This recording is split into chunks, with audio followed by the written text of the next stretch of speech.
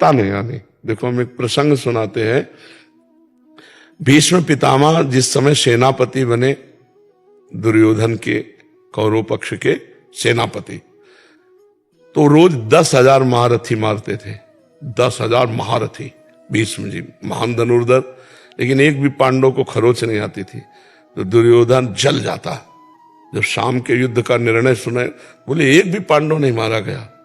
भीष्म जैसे सेनापति, एक भी पांडव नहीं मारा गया। तो उनके शिविर में जाकर के रोज इस बात के लिए झगड़ा करता।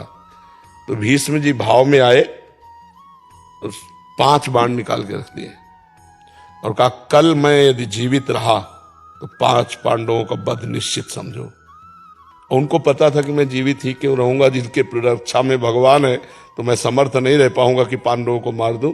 पर ये रोज रोज कहता, तो उन्होंने, अब ये खबर फैल गई पूरे दोनों शिविरों में कि भीष्म ने प्रतिज्ञा की कल 5 पांडवों का वध होगा।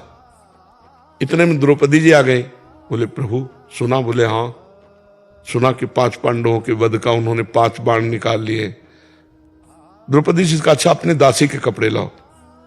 भगवान ने दासी के वस्त्र पहने।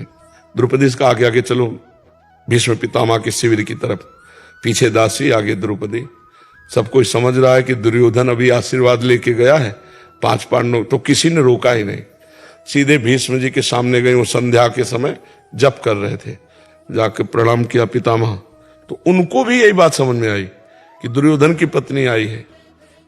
दुर्योधन की पत्नी आई क्योंकि दुर्योधन अभी गया कह करके।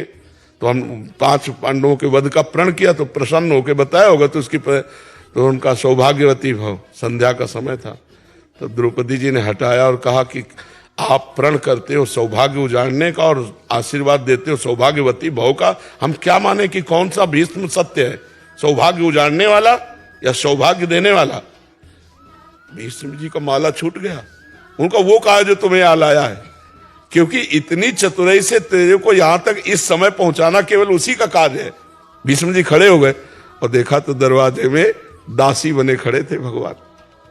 भीष्म जी ने जब देखा तो कहा, बेटी तेरे सौभाग्य को कौन उजाड़ सकता है?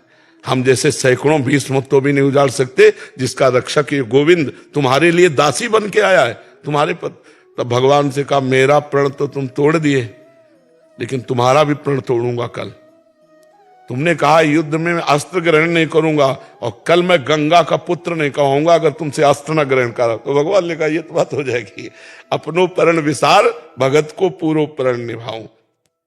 फिर भगवान से कहा कि प्रभु अगर जीवित रहा तो मैं बाण संधान करूंगा पांडवों के ऊपर। तो आप ये करना कि जो ही मैं युद्ध क्षेत्र में जाऊं कल, तो सामने शिखंडी को खड़ा कर देना। शिखंडी आज भी मेरी दृष्टि में अंबा है, और मैं स्त्री पर कभी बाण नहीं चलाता। इतने में अर्जुन से कह देना मुझे बाणों की सैया पे सुला दे। अब भगवान लौट करके आए तो देखा पांडव चैन से सो रहे हैं।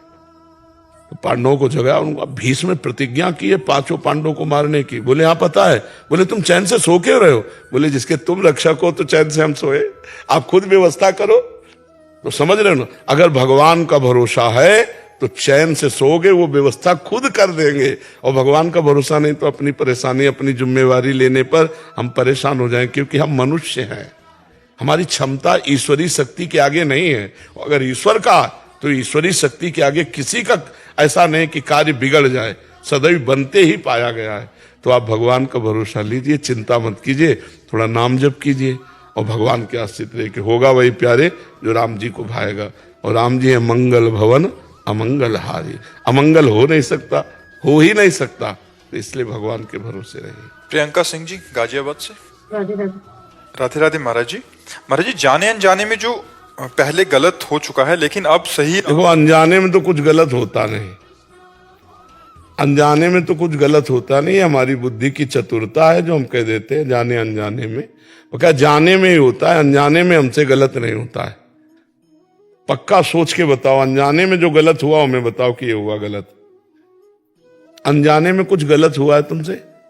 हम ये मान सकते हैं चलते हुए कोई जीव दब जाए या ऐसे कोई हमारी जो गलतियां होती हैं उनमें हम जान करके गलतियां करते हैं और फिर अनजान बनना चाहते हैं। ईमानदारी की बात देखो, सब लोग देखो, सबके जीवन है और सबके बुद्धि है। हमें गलती बताओ जो अनजाने में होती हो, हमें जानकारी होती है, हमारे हृदय में प्रभु प्रेरणा